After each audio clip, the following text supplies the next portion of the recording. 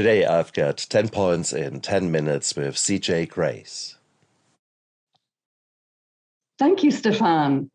Well, I have 10 points that I want to tell you about, and that's what I used to get over the devastation of finding out that my husband was unfaithful and shortly after being diagnosed with breast cancer. So you can work on these points in any order, and like me, you may find yourself doing more than one of them at the same time. The first point is to build community, cultivating connections, old and new. I found that most of my friends were actually friends of my husband's or people that were connected with the business that we own jointly. And those are not people that you can confide in when you have problems about your marriage. You really need to build your own community. And it's a good idea to have friends of both sexes.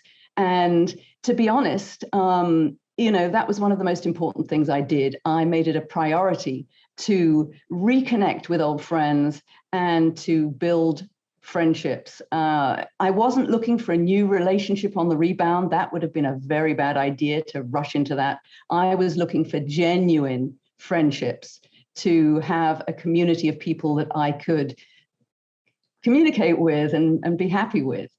The second point is similar, but not quite the same. I found confidants and mentors with my best interests at heart, whom I could vent my deepest, darkest feelings to. These weren't necessarily the friends I knew, the people that were close friends, because some of them might have been put off by me venting my negativity at them. You have to have a very special kind of person that is going to not only take that, but also give you good advice to help you along your way. And you want mentors that will keep things confidential. I realized that I had to choose very carefully. And one particular person I thought would be a good mentor was actually interested in the soap opera that was my life at the time. They wanted the latest episode to broadcast to their friends. So that wasn't really what I wanted to do. So confidants and mentors are very important. They could be paid counselors, or they could be friends who are just good at giving you advice and holding your corner when you're feeling really down. That's important. So the third thing was laughter therapy. I was brought up on a diet of Monty Python's Flying Circus, and I do see absurd humor in everything that happens, however dark. And I think it's so important. So I stopped watching depressing dramas. I stuck to comedies.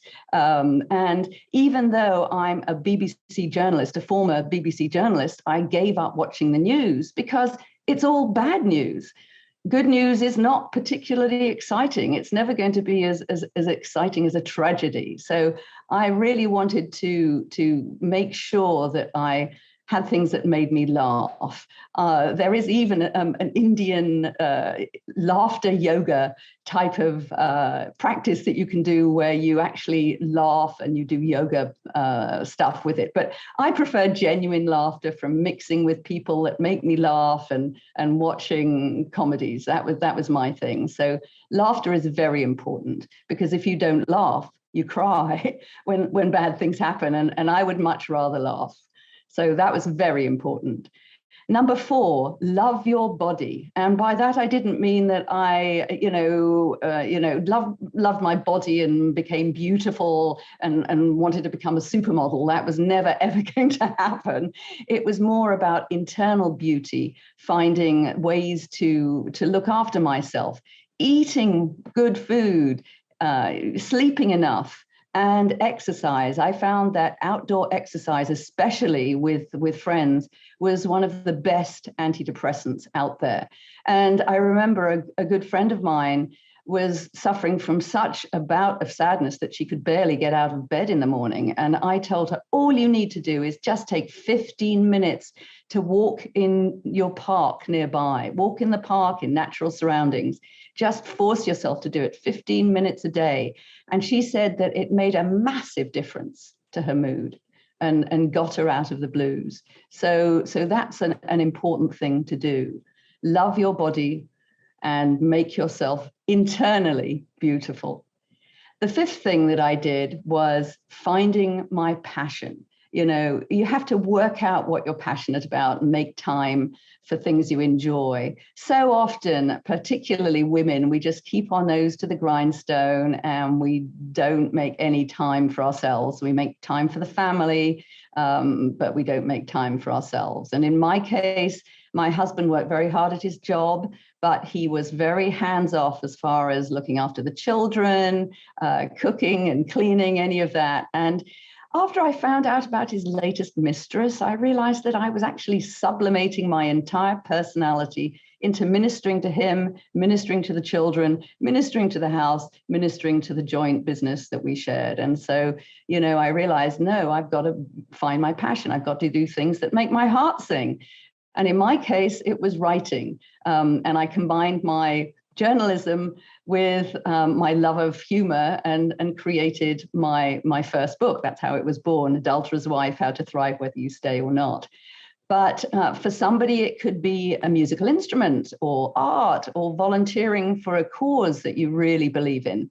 So you've got to find your passion. That's a really important thing. Gives you a reason to get up in the morning. That's the good reason to do it. So the sixth thing was probably the hardest of all. It was live in the present and become more mindful. And, the past is gone. The future doesn't exist. Now is all there is. And I worked hard at trying to live in the present and become more mindful and more aware of, what was in front of my nose. Infidelity and adversity can create an awful lot of soul searching, and it makes you realize that you want to discover that there's more to life than what you've experienced up to the present moment.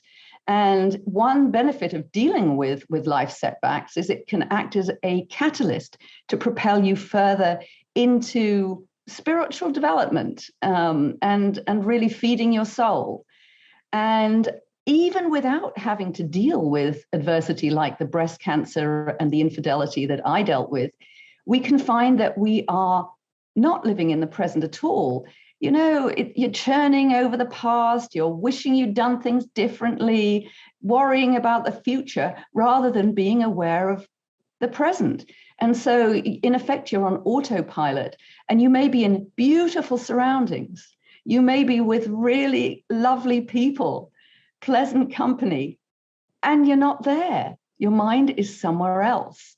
And so it's really as if you are just existing rather than being fully alive.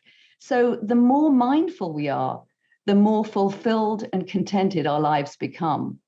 And as I said, for me, it's a work in progress, but it's definitely work worth doing. Number 7, my mantra, especially when I was going through cancer, was information is power. Whether I was finding out about my legal rights in a divorce or researching my breast cancer treatment options, making sure I was fully informed was really key. It was a key to getting the best outcomes. And my skills as a journalist definitely helped me sift the wheat from the chaff. But, it's important to take your time and to look at your options and to make a slow, considered decision, whatever is happening, not to rush it, not to do it through, emotions, but to try to take a rational decision, whether you're deciding what to do after you found out your ex, or not your ex, after your partner is unfaithful, or whether you've got some kind of life-threatening disease. You need to take time to look over your options without letting emotions cloud your decisions. So in my case, I negotiated a less toxic chemo cocktail from my oncologist. I also refused the double mastectomy that my surgeon wanted, opting for lumpectomies. And of course, some of my friends thought I was completely nuts to do that. But, I had come across several women who had developed implant illness after a mastectomy.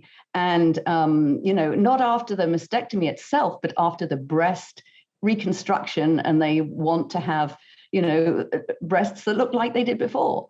I didn't want to stay flat, as some women are choosing to do after a mastectomy. And to me, the survival statistics didn't seem much different between lumpectomy and a mastectomy. So I felt very happy to have made that choice, although, as I said, a lot of people would strongly disagree with me on that. And of course, with cancer, it's a crapshoot, and it's a very personal decision, whatever you do. Even though for first case cancer, if it's just the very first case you've had with no metastasis, the survival statistics are very good. They're almost 100%. But nevertheless, there are no guarantees. Whatever you do, alternative, conventional, both, it's it's in the lap of the gods to decide how you're going to get through. But the other thing that I did in terms of information as power was that when my husband asked me for a divorce, I read a ton of legal self-help books so that I knew the basics about the divorce law in the area where I lived. And that enabled me to make sure I was fully aware of how to get the fairest settlement. And also I made sure I was fully aware of the marital finances. A lot of women find themselves completely ignorant of family finances. And then if there's a divorce or if there's a bereavement, they have a lot of problems. So information is power. That's another of my 10 points. Number 8, the best revenge is to get past the need for it. After infidelity, a lot of people get stuck in this toxic revenge cycle. I realized that vengeance against my cheating spouse was going to hurt me as much as him. And I decided that it was far better to spend my life energy on the best way to move forward. And, whether I wanted to stay with him or not, find ways to thrive and work on that. And again, before making any major decisions, I first stopped and asked myself, is this serving my own long-term best interests? Very important. I wasn't going to continue to let my husband treat me like a doormat, but I knew I needed to truly forgive him to break the emotional hold that he had on me. And so, anger and plotting revenge over the curveballs that life throws at us really keeps us churning over the past and prevents us moving forward to something better. And in effect, it makes us victims rather than victors. And I wanted to be a victor over my circumstances and not a victim. So number 9, become complete in yourself with or without a partner. So often we find ourselves relying on somebody else to complete us. We look for the perfect mate to provide for all our needs. And, such a person only exists in the fantasies of Disney movies. If you're expecting a partner to complete you, it puts a huge burden on them. And it creates needy, desperate, unbalanced relationships. So when I was feeling incomplete without a partner, inevitably guys would pick up on my insecurity and generally run a mile, and in my youth, dating was a disaster because I was so unsure of myself.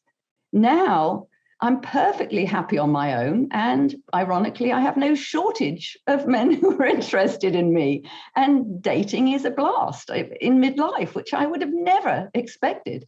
And it's because I'm comfortable in my own skin, despite the age of it, So that's really important. Become complete in yourself with or without a partner, because then the perfect partner, or, not totally perfect, but then a really good partner is likely to come onto the scene. And, and as far as cancer was concerned, again, I was my own advocate dealing with cancer, and I did quite fine. So if you're complete in yourself, you can cope with what life throws at you. Number 10, life is short. If not now, when? Cancer for me was a kick in the pants on top of the infidelity that I had to deal with of my husband. It's a kick in the pants to tell you life is short, that things are impermanent, that you have an expiration date. And, everything that I thought was secure and permanent ended up crumbling and disappearing. So, I had no time to lose to have the life I wanted right now. And so many people put off what they really want to do till tomorrow. Oh, it'll be tomorrow. I have to get this done first. I have to get that done first.